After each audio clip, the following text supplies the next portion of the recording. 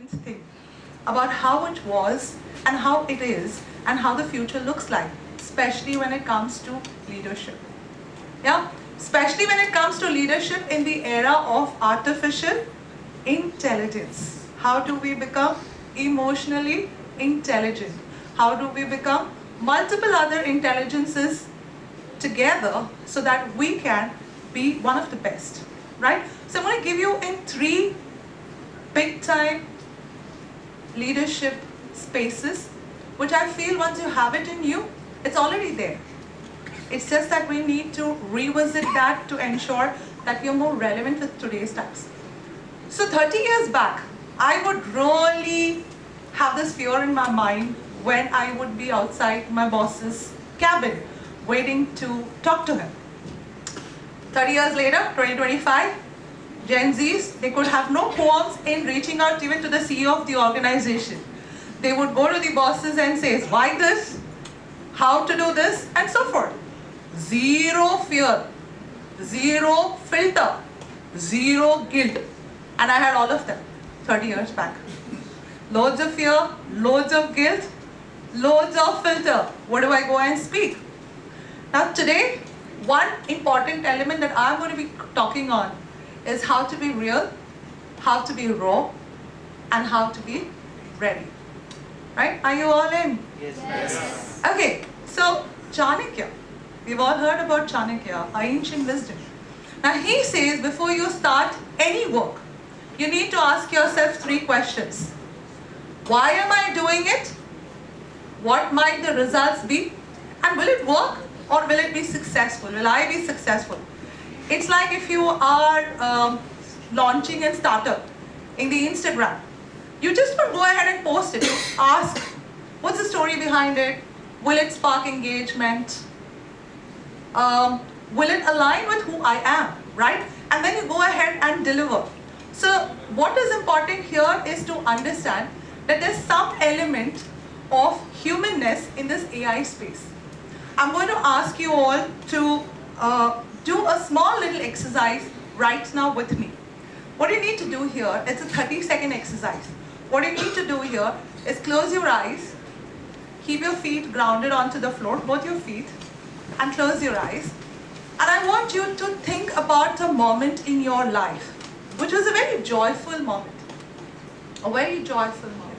Just think about it, stay with that joyful moment, and I want to see the expressions on your face, what that joyful moment meant for you.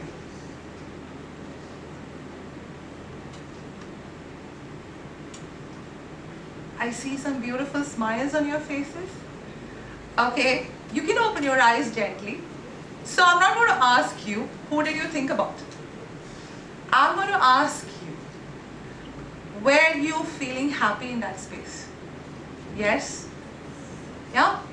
Did you feel connected in that moment? Yes?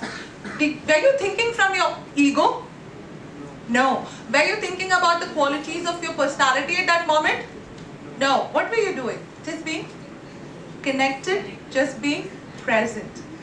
That's exactly my first point here. As leaders, one of the most important elements that we should bring to the workplace is connectedness. The organization Belfort Holdings, the CEO, Sheldon Yellen, in the year 1985, he had 19 employees. He got into the simple tradition of writing handwritten birthday cards. Okay? Primarily, he wanted to create in the trust, and he also wanted to show that I'm not here just as a name on the organization chart and because of my family connections, but I genuinely mean what I mean because everyone here matters. Cut down to the present times. There are 12,000 employees across 34 countries. To date, Mr. Sheldon Yellen writes handwritten notes to each and every employee. You know what kind of impact that has on the organization? Everybody feels connected. Everyone says, oh my God, I never have felt like this, a CEO personally touching me. A small handwritten note, a word of compliment, a word of gratitude, a thank you, a recognition moment, all of this went to create some kind of ripple impact in the organization. And what is the ripple impact? The managers who are a part of Belfort as well went ahead to create an entire culture of compassion and connectedness. Now this is what the power of connectedness says, There was a Gallup study, and you know what Gallup says? That teams who have emotionally engaged leaders, they're 23% more profitable, and also 59% less people are likely to quit. Now if that's a statistic, isn't it amazing to have a quality which is so powerful, which is called as connectedness? So the very first one is real leaders build connection, not distance. In the second element that I would like to share, it's a very interesting fact again. Many of us have heard about Nitin Kamath, the CEO of Zerodha, one of the most prominent brokerage firm. Now, very recently I came across one of his podcasts with his brothers, which says, you know what, I'm very scared and I'm very afraid about my mind more than my body now, primarily because if I see sometimes, what if I wake up tomorrow not feeling motivated to do anything in life? Now there was this guy who was admired and looked upon by so many entrepreneurs. He comes across in a podcast sharing his insecurities, his fears, and his mental fatigue. Where people talk about glorifying themselves, there was a leader who was talking about saying, look, success does not mean everything is certain. Right? Financial success does not mean everything is beautiful there. It just means that I have still not figured it out. But I'm still here, showing up every day. Studies say that leaders who are able to open up have teams who come to them as whole. And wholeness always helps you to create more impact. So one of the most things, like 64% of the entrepreneurs say that as soon as they talk about their struggles, their teams start trusting them more. Isn't that an amazing fact? Which means, I still remember, many of the leaders, when they are as a leader, they fail to share their stories of struggles or failures, primarily because they feel they may be judged by their teams that they are not good enough. But the moment when they lift that guard off and say leaders are not invincible, teams are also feeling accessible to them. So it's not about being the most admired person, but it's the most important, are you accessible? Right? In fact, Gen Z's study says that 72% of the Gen Z population feels that vulnerability is not a weakness, it's wisdom. Do we all agree? Yeah? So being vulnerable, showing you're putting in your authentic space, it's like leading from the front with courage. So that brings me to something which is very important, saying about lead from the heart and watch the world move. Now the third element, which we have all read about, heard about quite a bit in very recent times, when people talk about leadership, they always feel it's about vision. They always feel it's about being polished. But more than polished, it's about being personal. We have this classic example, where there's this lady who does a lot of study, Rosalind Torres. She comes across with the studies with a lot of leaders across the globe.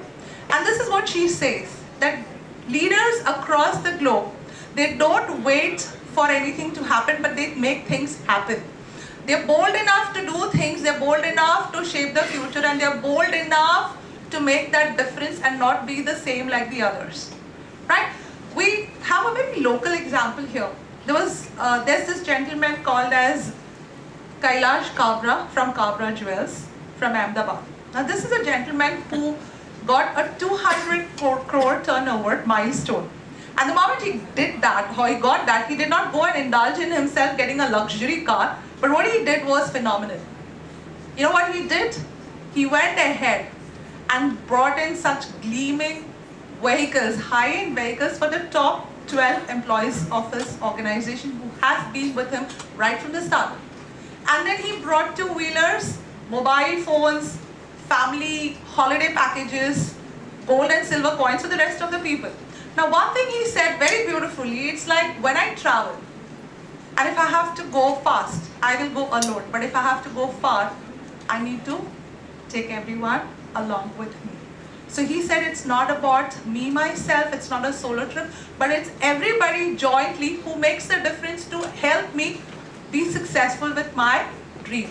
So this is a very classic example of how you get ready to lead with purpose, to lead with courage, to lead with people, right? And so that's all about readiness, because it's about owned and shared ownership, which makes the entire difference.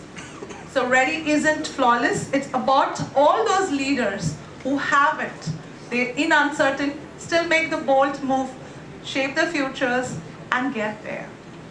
So last but not the least, I know for this side of the future, it's very beautiful for all of us. And it's important to understand that these are the top 3 things which will ensure that leaders not only today, but in the future.